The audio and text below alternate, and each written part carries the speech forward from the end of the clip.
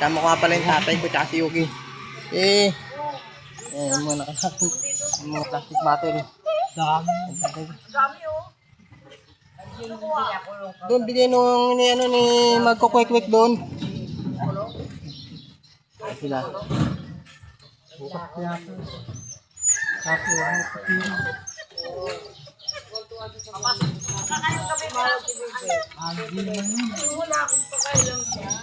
Mga kalakal namin ngayong umaga yan. Mga plastic bottle, mga 1.5. Piso pa rin. Mura na yun. Babasag na lang yun. Babasagin na lang mga 4. Wala na yung kilo na lang yun. Yung mga bote ng hindi yung 4. Bubog na lang yun. Oo, nabibili pa rin. Per kilo. Ewan po. 2 yata. Pagod nga ako yun. Punta kami palengke. Nadaanan namin siya. Pinamigay sa amin lahat yung mga plastic bot. Sayang na. Kaya tita sana, may mga karton mamaya na raw. Balikan ko na lang daw. Sayang to. Plastic na mantika. Pisisan nito dun sa mga tindahan ng ano eh.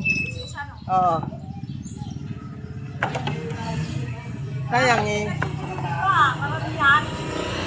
Oo nga. Sabi nga kita tayo hiwalay yan para kasi iba kasi yung ano niyan. Dapat sa isang sako yan. Oo, magkakaiba. Iba presyo kasi niyan kumpara doon sa ibang mga plastic. Kasi ginagamit nila yan tapos lalagyan ng suka, bigyan ng mantika. Kaya muna tayo kumukulim-lim mo, baka biglang umulan. Yan nga, konti. Pagod ako dito eh, ang bigat eh.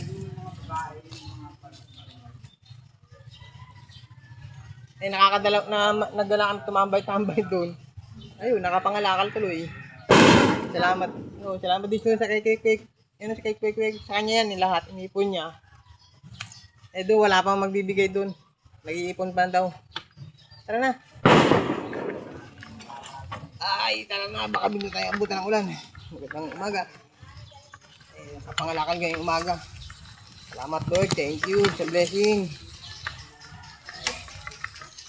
Medyo pagod na talaga. Masakit na mga hita ko.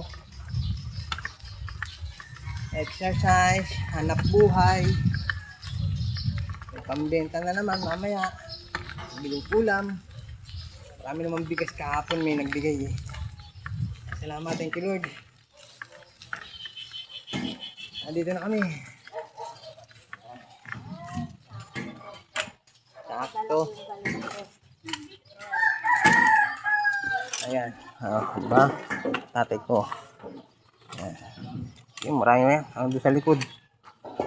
Sige na, punta na doon. Yuki, mamaya ka na sumabay. Nakalat mo lang eh. Sabing mamaya ka na sumabay eh. Mamaya ka na sumabay. Pasok ko na muna to. Pasok na tayo.